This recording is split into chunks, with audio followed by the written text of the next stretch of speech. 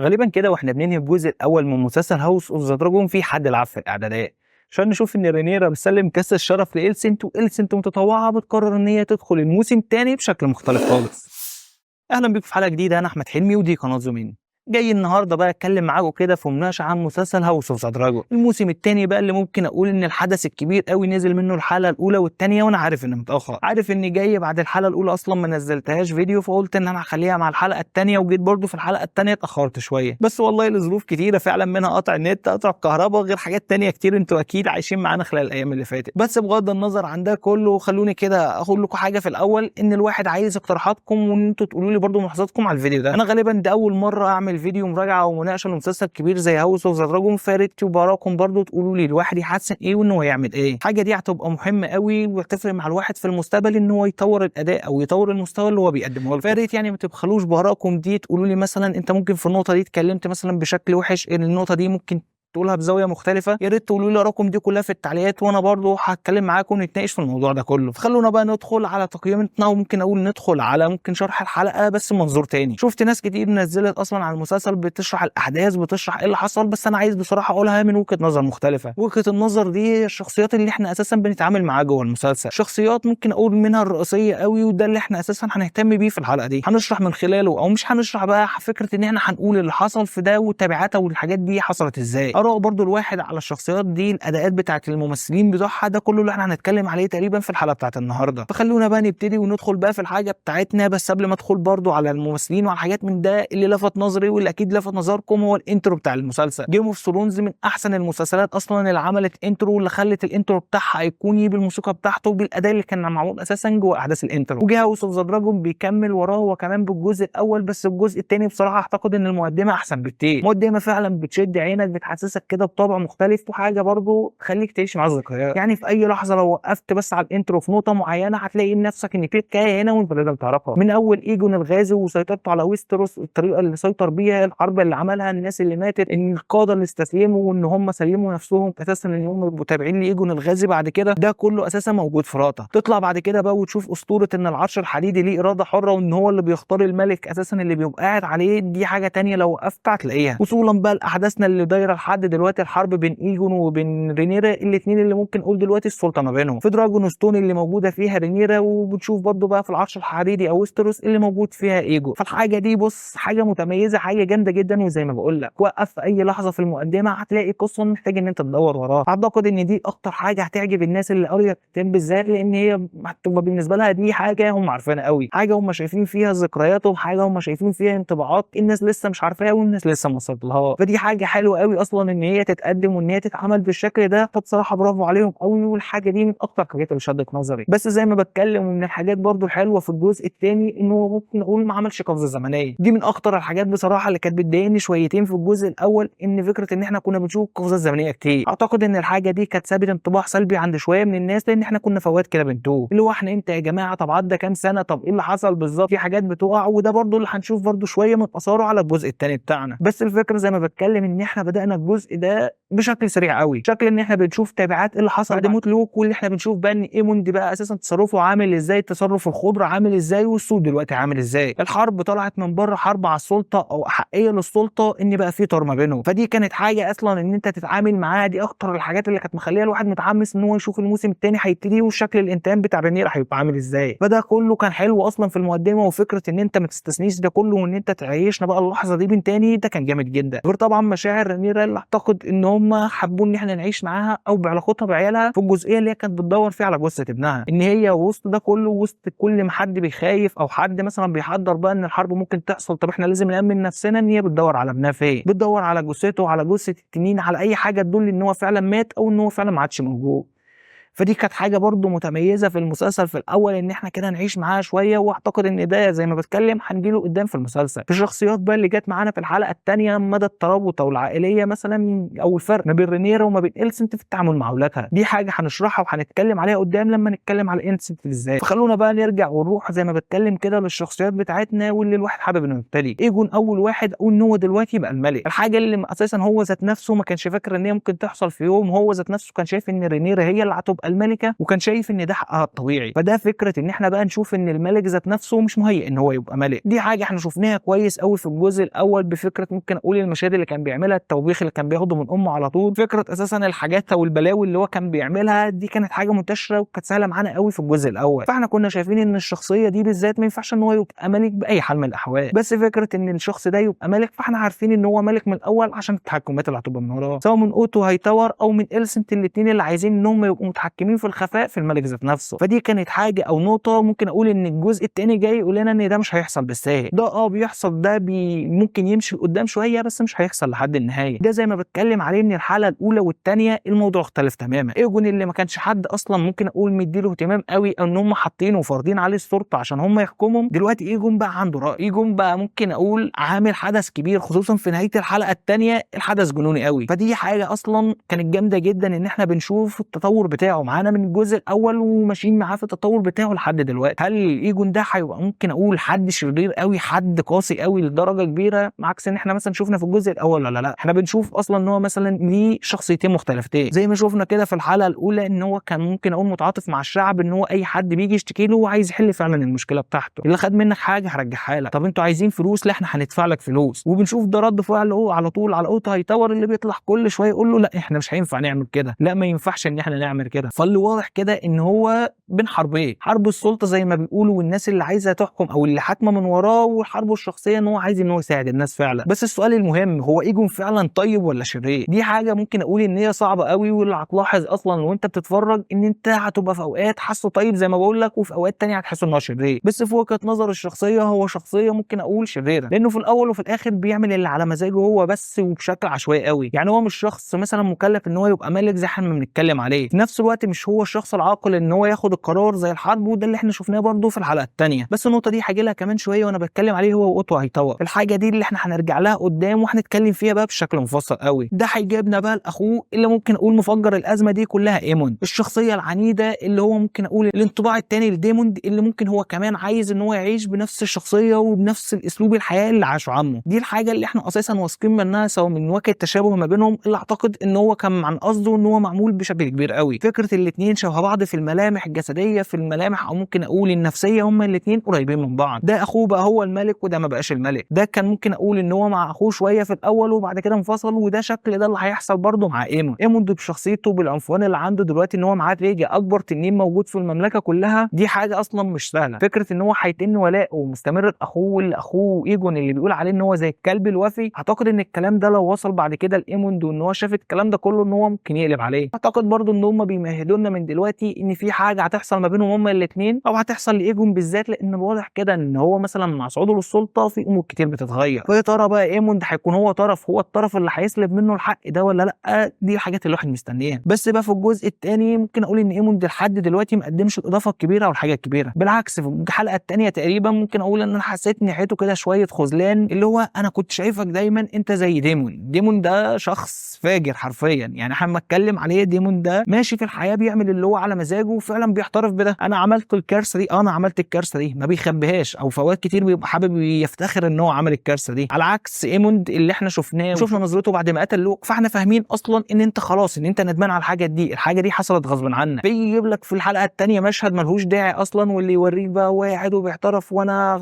ده انا ندمان قوي على اللي حصل ده، مشهد اعتقد ملهوش لازمه وبينم على ضعف شديد. يعني الشخصيه القويه دي انت المفروض بتحافظ على الشكل بتاعها، الهيئه بتاعتها عامله ازاي، الهيبه بتاعتها عندي ان انا ابقى خايف من اي تصرف الشخص ده هيعمله. ده نفس اللي حاصل مع ديمون، ان الواحد عارف كل خطوه بياخدها حتى لو كارثه كبيره، هو الراجل عارف هو هيعمل ايه، وحتى لو مش عارف فهو عارف ان هو هيتصرف بعد كده وان هو هيصلح ده كله ازاي. فدي حاجه احب ان هم في المسلسل او في باقي حلقات المسلسل ان هم ياخدوا بالهم منها، وان احنا نشوف الشخصيه دي بتاخد منحنى تاني، سواء منحنى ان هو ممكن اقول يحترف بالجزء اللي هو عمله، يحترف بالخطيئه اللي هو عملها ويصالح مثلا مع رينيرا، وان هو يرجع مثلا يقول لها والله ده كان غصبا عني، انا مش قاصد، انا عامل ده. انا ما اعرفش اذا كان ده ممكن انه يحصل ولا لا، او ان هو بقى يبقى جزء كبير من الحرب وان هو يدخل بقوه كبيره قوي هو والتنين بتاعه ضد رينيرا. فبرضه في كل الاحوال الشخصيه دي شخصيه تقيله والواحد منتظر منها لسه كتير قدام. وخلونا نستغل ده واروح على طول على ديمون اللي زي ما بتكلم عليه هو ممكن اقول الوكيل الحقيقي للفوضى، اللي هو بيحب الفوضى، بيحب العبثيه، بيحب الغضب، بيحب الحرب بشكل كبير قوي. ده اللي احنا شايفينه واقف في الجزء الاول واقف في الجزء الثاني، واللي برضه حبه للسلطه عمي عن كل حاجه. ده بقى اللي احنا بنتاكد من ان هو لسه موجود معاه في الجزء ده. فكره احنا شفنا في الجزء الاول حقده على اخوه ان هو كان عايز يبقى هو الملك الجاي، ما تبقاش رينيرا، ما يبقاش اي حد تاني، فدي كانت حاجه احنا شفناها. بس جينا في اخر الجزء الاول وشفنا ان هو هيحارب مع رينيرا، ان هو جزء من الصف بتاعها، ان هو اتجوزها، وان هو ممكن اقول ان هو بيحبها فعلا، مع انه عمها برضو. دي حاجات برضو مش عارف بالظبط ايه اللي بيحصل، بس المهم يعني. فهي الفكره كلها ان انت خلاص المفروض احنا شفنا ان انت اخترت جانب وان انت هتحارب فيه. بس من احسن الحاجات اللي حصلت فعلا ان هو باين ان هو لا، انا لسه باصص على السلطه، انا لسه شايف ان انا الاحق وان انت ما كنتش تنفعي في وقتها. ففكره ان هو لسه ما احترفش برينيرا كان هي الحاكمه بتاعته وان هي الملكه بتاعته، دي كانت حاجه حلوه قوي ان هم يناقشوها على طول من الحلقه الثانيه في الجزء الثاني. يعني احنا مش محتاجين وقت كتير، ولا ممكن اقول مهاترات، او ان هو يقعد يخبي ده لفتره طويله لحد ان هو يقدر مثلا يوصل لاي خطوه. لا، هو ده شخصيه مواجهه، وشخصيه ما بيحبش اصلا ان هو يداري الحاجه اللي هو عايز يعملها. ده اعتقد اللي احنا شفناه بعد الكارثه اللي عملها في الحلقه الاولى، وهو قاعد في الاجتماع بتاع رينيرا والمجلس بتاع رينيرا، وقاعد كل الناس بتتكلم على الكارثه وهو تحسه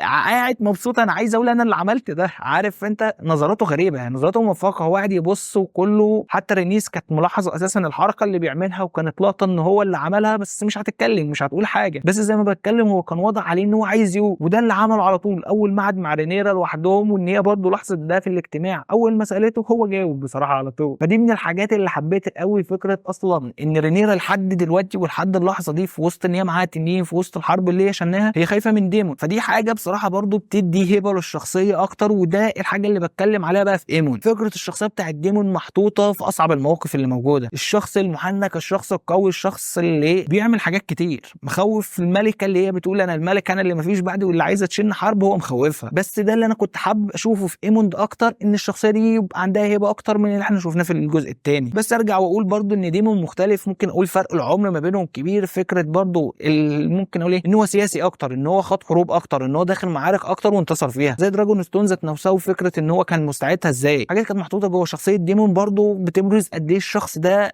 عنيف جدا، الشخص ده عشوائي جدا، والشخص ده غاضب جدا وناقم جدا وعايز السلطه بشكل كبير. فده بقى اللي احنا شفنا اساسا اثره، فكره الانفصال ما بينه وما بين رينيرا، حتى لو بشكل مؤقت، ده هياثر على العلاقه وهياثر على الحرب بشكل عامل ازاي. احنا عارفين ان هو دلوقتي رايح ان هو يحتل منطقه جديده باسم رينيرا، بس يا ترى بقى هو فعلا هيحتلها باسم رينيرا ولا باسمه هو الشخصي؟ فالواحد لحد دلوقتي منتظر يشوف هو فعلا هيكمل معانا في الجبهه بتاعتنا، ولا هو فعلا ممكن يسيبها ويروح لاي جبهه ثانيه. دي اسئله كتير، حاجات كتير. هل يا ترى رينيرا ذات نفسها اصلا هتدافع عنه لو حصل له حاجه؟ هو حاجات كتير عند الواحد كده مخليه الواحد برضه متشوق للي هيحصل بعد كده. اما رينيرا بقى، فاللي ممكن اقول ان ايما دارسي ممكن عامله دور عمرها اصلا. فكره الاداء اللي بتقدمه، الانفعالات اللي احنا بنشوف رد الفعل على وشها عامل ازاي، الاداء التمثيلي جامد جدا. سواء في نهايه الجزء الاول وحتى في الجزء ده ممكن اتكلم عليها فعلا ان هي جامده جدا، واللي قادره توصل لك كل المشاعر بتاعتها. حقيقي كنت منفعل معاها، فكره زي ما بتكلم كده في اول الفيديو على فكره ان هي بتدور على ابنها، مش عايزه اصدق ان ابنها مات لحد ما تشوف جثته بعينها، او ان هي تتاكد فعلا ان هو مات وما حصلوش اي حاجه تانية. ده احنا شفناه وهي بتدور في، ممكن اقول في جزر وفي بحار، وبتدور في كل حته لحد ما وصلت ممكن اقول للجناح بتاع التنين اللي هو كان راكب عليه. فكره اساسا عدم تسديدها لده، فكره خوفها وارتباطها باولادها بعديها، دي كانت مشاهد اكتر من روعه احنا بنشوفها من واحده اساسا هي مقدمه على الحرب. عارف يعني ايه اصلا قرار حرب، قرار انتقام، قرار حاجه زي دي. هي مش الشخصيه الانفعاليه ان هي تعمل ده. يعني لو ديمون دي مكانها وهو اللي كان عايز ينتقم، ما كانش اعتقد انه هيفكر نفس الطريقه. برضو الايمون نفس الكلام عند ايجون دلوقتي، واحنا بنشوفه في الحلقات الثانيه برضو بالذات. فده كله احنا بنشوف ان هي من الشخصيات العاقله. ممكن اقول ان هي قريبه من إلسنت شويه في فكره ان هي مش عايزه تدخل في الحرب بشكل مباشر، نفس وجهه النظر او نفس التربيه اللي هم الاثنين اتربوها، ان هم ما كانوش متعودين ان احنا ندخل قوي في الحرب. اعتقد ان هم الاثنين ممكن اقول باختلاف برضو الدرجات بتاعتهم، ان هم الاثنين مش عايزين يدخلوا في مواجهات مباشره بالشكل ده. بس ده هيوصلنا في النهايه ان كده كده الحرب هتقوم، وان كده كده ده هيحصل. شفنا الشخصيه بتاعت رينيرا واللي عندها عدم ثقه في ديمون، فدي كانت حاجه مبرره جدا. هي خايفه منه زي ما بتكلم عليها، وعندها عدم ثقه فيه، لان هي عارفه ان هو برضه عشوائي في احيان كتير. حد ما ينفعش اثق فيه ان هو ياخد قرار الحرب، لانه في كل الاحوال او في اغلب الاحوال هو هيجري له جري. فدي كانت حاجه اصلا شايفها ان هي مبرره جدا، كانت حاجه جامده جدا. وعلى عكس الجزء الاول زي ما بتكلم برضه، ان احنا كنا بنشوف دلوقتي ان هي ماشيه في حياتها بشكل مستقيم قوي، بشكل ان هي بتراعي بيتها قوي، بتراعي اولادها قوي، بتراعي كمان اللي فكره ان هي عايزه ترجع العرش بتاعها، عايزه تثبت لنفسها ان عادي ست هي اللي اللي تقعد على العرش الحديدي، على عكس ما كل كان بيتكلم قبل كده. فكره ان العرش الحديدي هو حقها الشرعي. ففكره برضو ان احنا نشوف ان الاختلاف ده كله الحرب بتاعتها عامله ازاي، وفكره ده هيوصل لقدام ازاي، انا منتظر اشوف اساسا وجهه نظرها قدام هتتغير ولا لا. فكره دلوقتي بعد الكارثه الكبيره اللي حصلت في الحلقه الاولى او نهايه الحلقه الاولى وقتل ابن هيلينا، اعتقد ان ده هيغير مجريات كتير حتى في تفكيرها الشخصي. خوفها على اولادها اللي من ديموند دلوقتي بقى ممكن اقول ان هو بقى اكتر بكتير، لان هي حاسه لو هيجي الانتقام فهيجي في حد فيهم. فده برضو حاجه هتضيف لينا ابعاد تانية للشخصيه، هتضيف لينا حاجات تانية غير محاوله الاغتيال اللي حصلت لها تقريبا في نهايه الحلقه الثانيه. فانت لسه بتتكلم ان احنا رد فعلها احنا لسه مش عارفينه بالظبط، رد فعلها ايه اللي هيحصل. طب هي هترد عليهم فعلا بغشم على طول، ولا هي هتقول لهم مثلا دي محاوله قتل قصاد محاوله قتل؟ في حاجات كتير الواحد لحد دلوقتي مش فاهم كل شخصيه برضه بالظبط ماشيه لحد فين، ما عدا طبعا شخصيات محدده وجهتهم بتبقى باينه قوي، ودي الحاجه اللي الواحد لسه عايز يتعود اكتر على الشخصيات النسائيه بالذات هي هتعمل ايه في المواقف دي. انا عارف ان كله مستنيني اتكلم على إلسنت، بس سيبوها لي بس للاخر، يعني الشخصيه دي انا مغلول منها والله، فسيبوها لي لحد الاخر شويه. هنتكلم برضو على ممكن احسن حد تقريبا في المسلسل في الجزء الاول وفي الجزء الثاني اوتو هايتاوا. ممكن اقول ان الشخصيه دي شخصيه فذه بدرجه رهيبه جدا حقيقي. الشخصيه ده الممثل ده جامد لابعد حد، انا بتفرج على كل مشهد ليه، فكره الفخامه فكره العظمه اصلا اللي بيقدمها جامده جدا، خصوصا معانا في الموسم الثاني. لو هتكلم برضو على المشاهد، انت عندك الحلقه الثانيه كلها هو العنوان البارز فيها.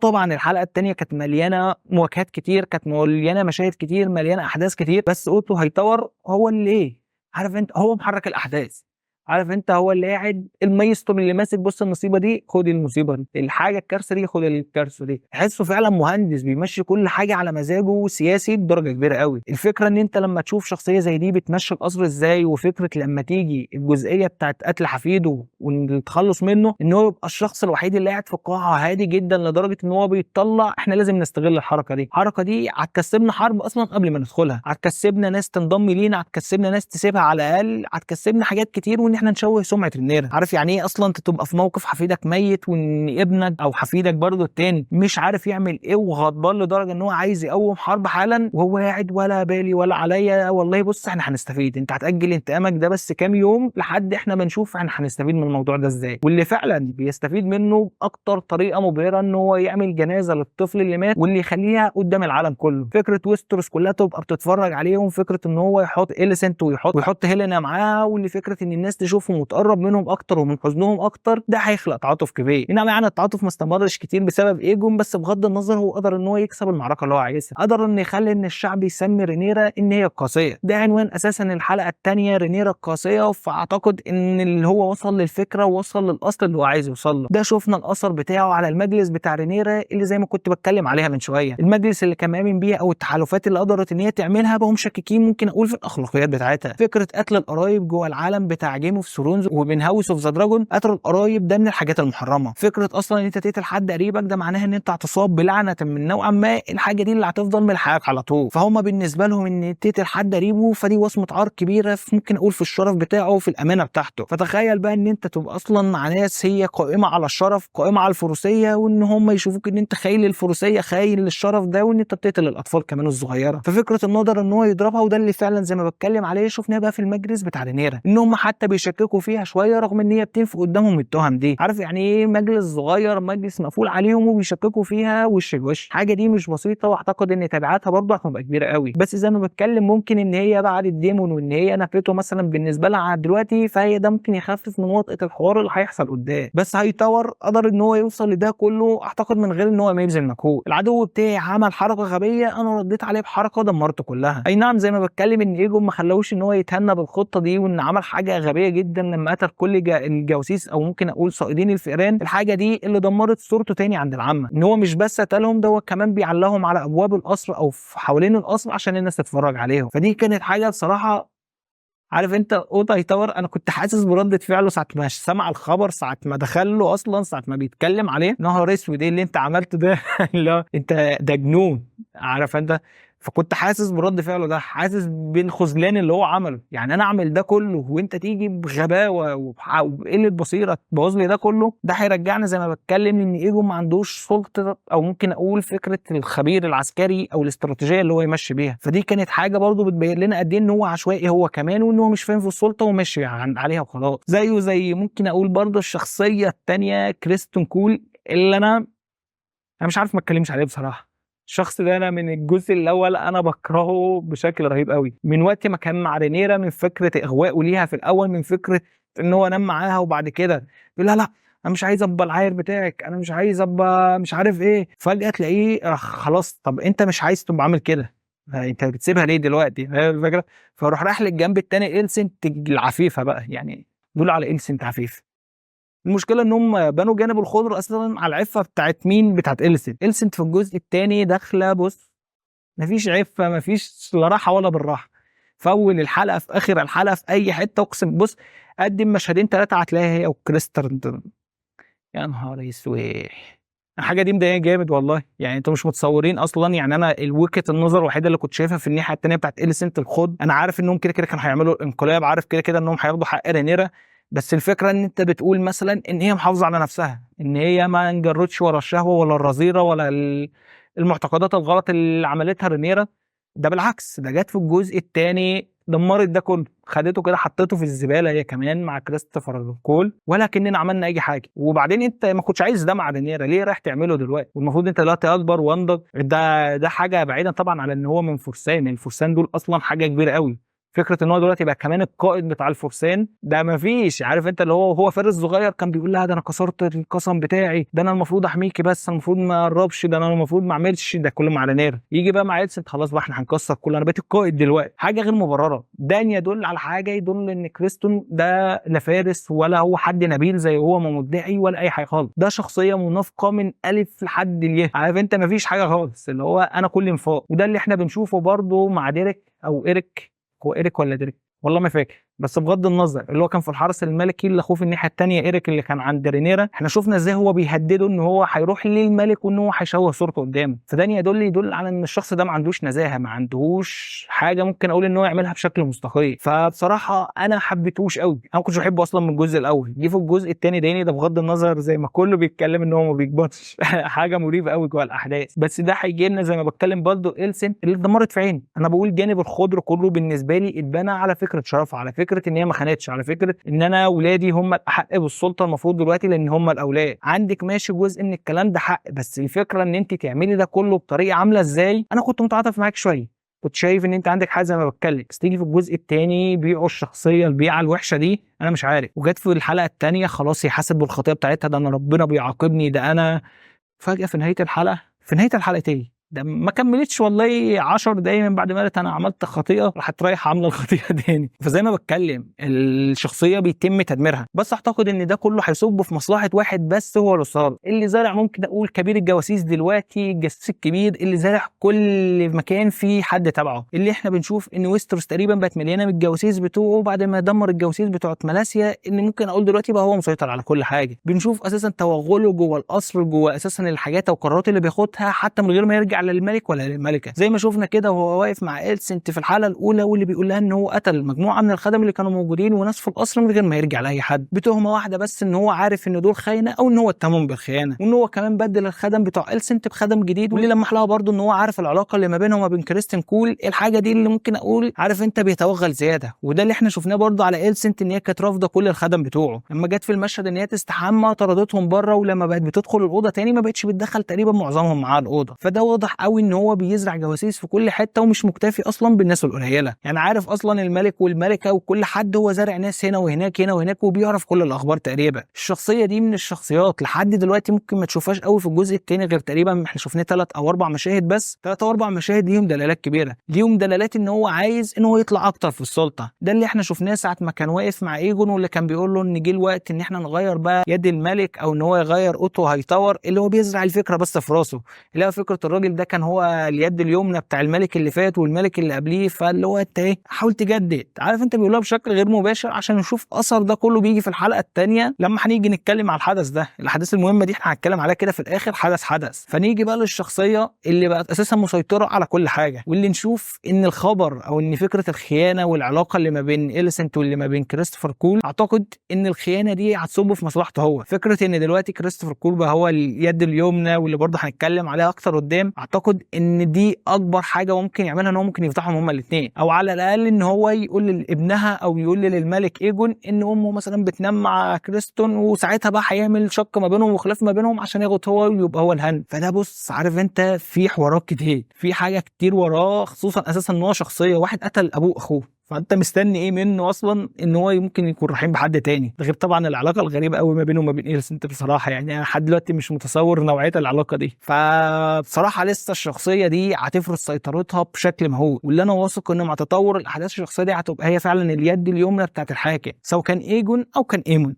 عشان انا ما اعتقدش ان ايجون هيكمل معانا لفتره كبيره قوي او لفترات كبيره قوي. انا مش عارف ده توقع الشخصي برضه لاني مش قاري القصص او مش قاري الكتاب بتاعه، فاعتقد ان هو مش هيكمل كتير قوي في السلطه بالنظام اللي هو ماشي بيه دلوقتي. بس طالما اتكلمنا على روساروس فتعالى نتكلم على مساريا. مساريا ممكن اقول الجانب الثاني، او هي كانت الجاسوسه الكبيره او اللي كانت فاتحه بيت الدعاره في الجزء الاول، واللي كانت عامله شبكه التجسس الكبيره في ويستروس، ودي اللي احنا شفنا في الاخر ان روساروس بيحرق البيت بتاعها كله، وان هي كانت هربت في نهايه الجزء الاول. في الجزء ده ان هي بتوع اسيره والموجوده دلوقتي عند رينيرا، وان هي في السجون بتاعتها، واللي ساعدت ديمون اللي هو يدخل ويستروس بطريقه ممكن اقول عن طريق الحراس او عن طريق مثلا ناس معينه هي دلتهم عليهم. فالحاجه دي كلها اللي احنا نشوف ان الشخصيه دي هي برضه لسه عندها طاقه الجواسيس، لان حتى وهي محبوسه كان بيوصل لها الاخبار، حتى وهي محطوطه في بلاد تانية هي كانت عارفه ايه اللي بيحصل في الناحيه التانية من القاره. فدي حاجه تبين لنا ان الشخصيه دي لسه عندها نفوذ، لسه عندها حاجات، وده اللي اعتقد ان احنا هنشوفه بقى مع رينيرا. اعتقد ان الشخصيه دي ممكن تكون هي الجانب المقابل ليه، او هي ممكن اقول اليد بتاعت رينيرا اليمنى في المستقبل،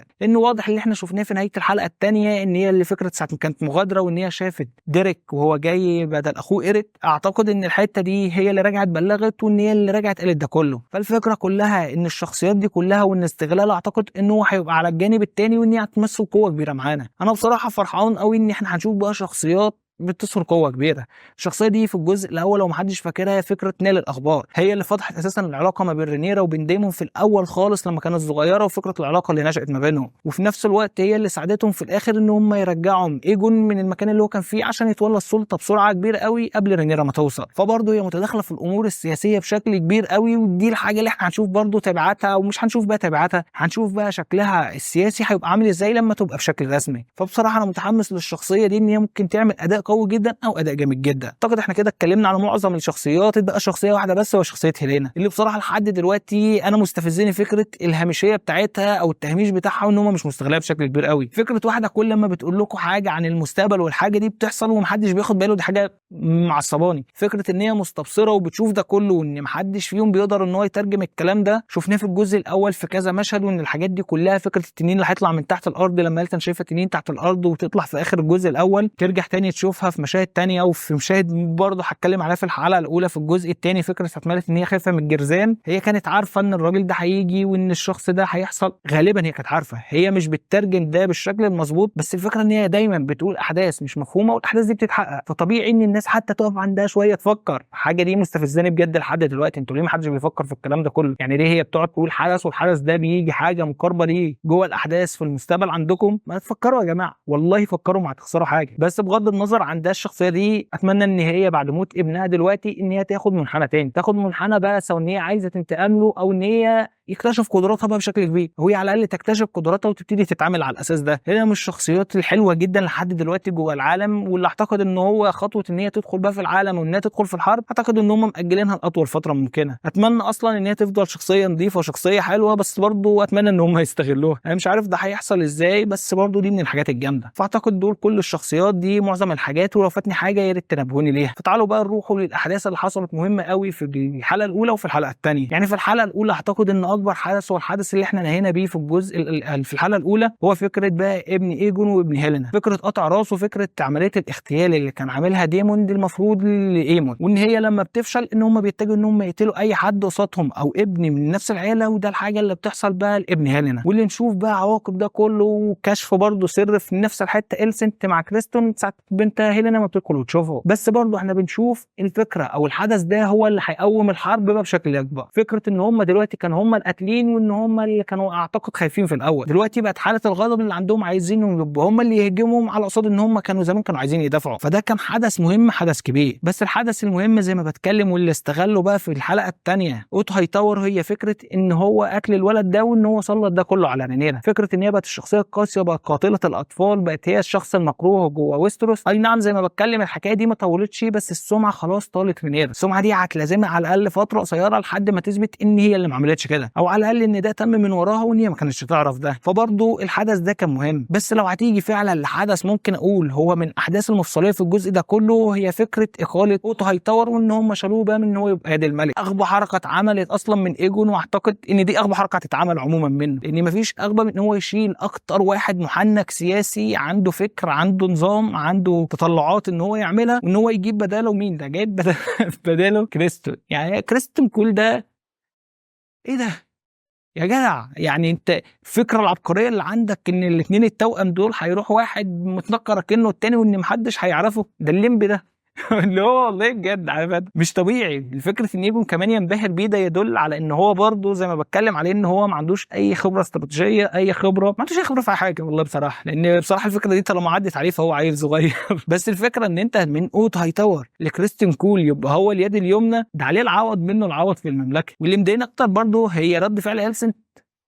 هي نمت معاه، اللي هو ايه ده ايه ده يا استاذ؟ دخلت اديته قلم في التاني في التالت. والله العظيم الواحد اول ما شاف المشهد ده بتضربه وهو واقف قلت بس خلاص هي هيحبوا في بعض تاني. عارف انت حاجات اقسم بالله غريبه جدا. يعني طب انت هتستسلمي له؟ طب هو هل هو هيفضل يتسلق بهذه الطريقه القذره ان هو يقعد يوصل للسلطه الاكتر بس لانه معاك يعني ولا ايه؟ واتمنى والله من كل قلبي ان لوساروس يستخدم المعلومه دي وان هو بص يفضحهم كده. بص افضحهم على العالم. اليسنت دي مش عايز اشوفها تاني في المسلسل، مع اني ما اعرفش والله كانت شخصيه حلوه في الاول. يعني زي ما بتكلم كده على مساريا اللي انا بقول عليها ان هي انضمت دلوقتي المفروض لجانب الخضره، واللي احنا هنشوف انضمامها بقى في الحلقات الجايه لجانب الخضره. فكره القوه اللي هتاديها، فكره الجواسيس اللي عندها، فكره المعلومات الكتيره اللي اكيد عندها هي كمان، ان ده بيتضاف عند السود. وان في جانب الخضره احنا بنفقد واحد زي ما بتكلم عليه هو اكبر واحد فيهم، هو احسن واحد بيفكر، هو اصلا اللي عامل الليله دي كلها. فيا ترى تبعات ده عامل ازاي؟ هل هيبقى لوساروس او لوساروس والله ما فاكر اسمه، اعتقد اسمه كده صح. المهم يعني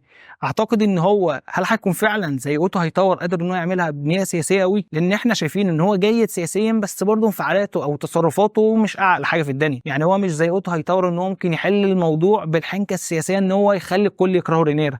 لا هو هيبعت حد يقتل، او هيحاول يقتل، او هيحاول يدخل مثلا معاهم في جانب الحرب. لان فكره ان هو يقتل ابوه اخوه ان هو يحرقهم حته ذكاء تكتيكيا ان هو يترقى وان هو يوصل لحته اعلى، بس برضه ده عمق الفكره. فيا ترى ده اصلا مصيره هيبقى عامل ازاي؟ الطلعات بتاعه القدره او الجانب بتاع القدره هل هيطلع لفوق ولا لا؟ ده كله لسه هنكتشفه في الحلقات الجايه. اعتقد ان ده معظم اللي الواحد كان حابب ان هو يتكلم عليه. ما اعتقدش ان انا عندي حاجه تانية اتكلم عليها. اتمنى اصلا ان الحلقه تكون حلوه زي ما قلت لكم. اتمنى تعليقاتكم، انتوا تقولوا لي انت اتكلمت مثلا بشكل حلو، لا انت اتكلمت بشكل وحش، طب لا ده انت تايه في ده، طب حاول تركز على مثلا جزئيه معينه. يا ريت تقولوا لي نصيحتكم دي كلها. حقيقي الحاجات دي هتفرق مع الواحد، حقيقي الحاجات دي هتخلي ان الواحد يحسن الجوده دي. واكيد هاخد نصايحكم واحاول ان اشتغل عليها وان الواحد يطلع بعد كده في الحلقات الجايه حاجات احسن بكتير. فاتمنى زي ما بقول لكم تقولوا لي رايكم في الكلام ده كله وفي الحاجه اللي احنا بنتكلم فيها، غير طبعا رايكم عن الشخصيات اللي معانا في المسلسل زي ما اتكلمت عليها. لو عندكم راي عن اي شخصيه فيهم عكس اللي انا اتكلمت فيها، عكس اللي انا قلتها، شفتوهم انتم بنظره مختلفه، يا ريت برضه تكتبوا لي ده كله في الكومنتات. هستنى اراءكم كلها، ويا ريت نتفاعل ونشارك في ده كله مع بعض. ولو وصلت لحد هنا اتمنى اكيد انك تكون عملت لايك فعلا بيساعد وبيوصل الفيديو لاكبر عدد من الناس. ما كنتش مشترك معانا واول مره تشوفنا يشرفنا اكيد انك تشترك. اشوفك بقى في حلقه جديده وملخص جديد. سلام.